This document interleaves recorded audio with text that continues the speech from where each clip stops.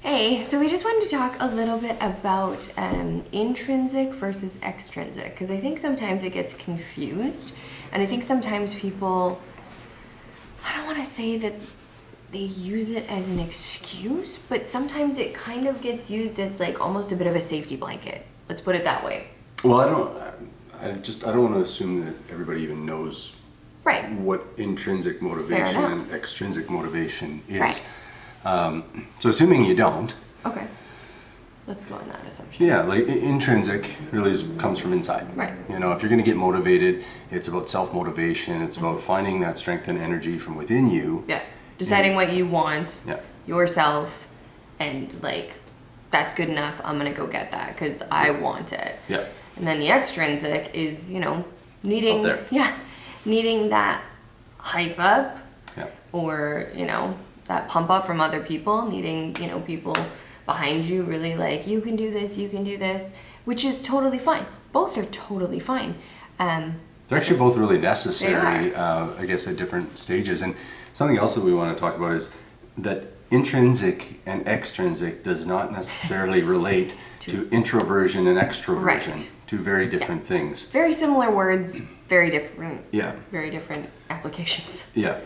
In terms of aptitudes, an introvert might be someone that is likes to think, gets stuck in their own head sometimes. Likes to be alone. Yeah, and is not necessarily looking for that external praise. Or a lot of social, big social events or things like that. Like drawing attention to themselves. Or an extrovert, often likes to be the center of attention, likes to be out in groups, likes to, not be at home alone. So extremes can be like flamboyancy and that sort of thing, where an extrovert that's really over the top is very, a dynamic, outgoing. It's not to say introverts aren't outgoing, it's just they show it in very different ways, kind of private ways versus exuberance. Right. So again, don't want to go way down that rabbit hole, but no, we'll talk about that at a different time. Totally, but very different than intrinsic and extrinsic motivation. So, intrinsic. Yeah. I mean, I think to a point, if you don't focus on your intrinsic validation, on your intrinsic, fire, the extrinsic is never going to be enough. Like, you have to have something within you as well. Well, somebody else can't drive you. That's just it. Like, you have to have something coming from inside. Yeah. You can have the outside people, cheering you on and everything, but if it's like, I don't really care, that's not going to get you anywhere. Yeah. You're not going to follow through with that. Yeah. And there's times where even the people that have the most self-efficacy and intrinsic motivation, they're just really strong-willed. Right.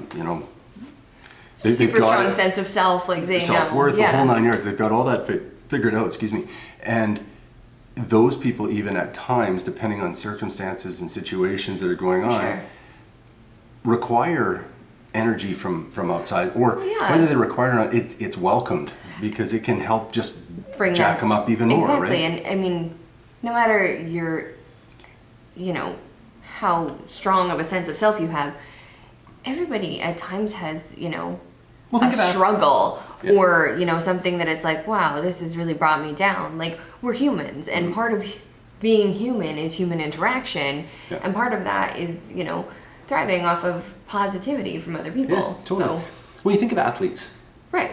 It's like an athlete, high-performing athletes especially, there's a certain level of swagger and confidence that goes, and drive. Yeah, and I mean, it's not to say they don't have self-doubt and demons going on in their heads from time to time, but I mean, really, they got to that point because they've learned how to really drive themselves internally, but they have all kinds of support. Yeah. And you think of a sporting event where somebody that's already like got it going on, and then they take that energy from the crowd that's watching, that's cheering them on, and they just take all that energy as well. So now they're getting this pump up outside of what they've already pumped themselves up before they've even entered on the ice or in the ring or the diamond or wherever they're going, right? So it's okay to want both, but well, I think it's a fair bet to say, and I mean, maybe I'm wrong. I guess if you have an example, nobody is self-made. Yeah. Name me one person who has done what they have done, who is successful, who made it in a complete airtight bubble. Well, a lot of people will claim that they're self-made. Right. So they don't talk to anybody. Nobody gives them. And they're self-made. Praise. They're self-made to a point. And I wouldn't ever want to are. take that away from somebody who claims to be self-made when what they're really saying in a lot of cases is, they've pushed down the barriers, Sure. they've overcome adversity. They put in and the they hard found work. that inner fire to get there. Do they have help along the way? Do they get energy from outside? And sometimes that energy is negative energy. Sure. But they're able to take that and flip it around For sure. to something positive for them. So, it's, again, we're talking just on these different types of energy and motivation. Yeah. I agree with you. So if you're a person that is you find yourself requiring all kinds of extrinsic outside motivation, Energy, yeah. and you see this a lot on social media, unfortunately.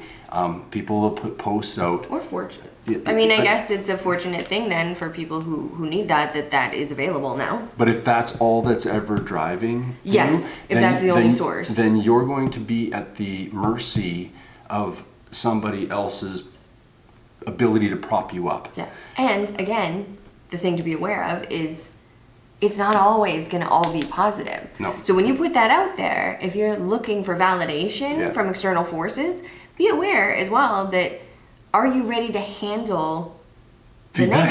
the negative that might come with that? Like you said, because if you're only working off outside energy and it comes back at you and it's negative, then what? Yeah. So Right? if you're not if you're having a bad experience or something like that, and you reach out to the world for some energy, and you get bad stuff, is it going to make you feel worse? Yeah. If you get good stuff, is it actually going to help you move forward, or is it Right. going to give you like a little surge? Yeah. But is it just a band-aid for something else? So again, it's about finding that balance between what is what's really coming from inside and what sure. are you getting from somewhere else. Yeah. So anyways, food for thought. For sure. If you have questions about it, you want to learn more, we're always available. Hit us up, DM, call, Yeah. whatever, carrier pigeon, however you want to get in touch with us. We'd love to hear from you. Cheers. Thanks.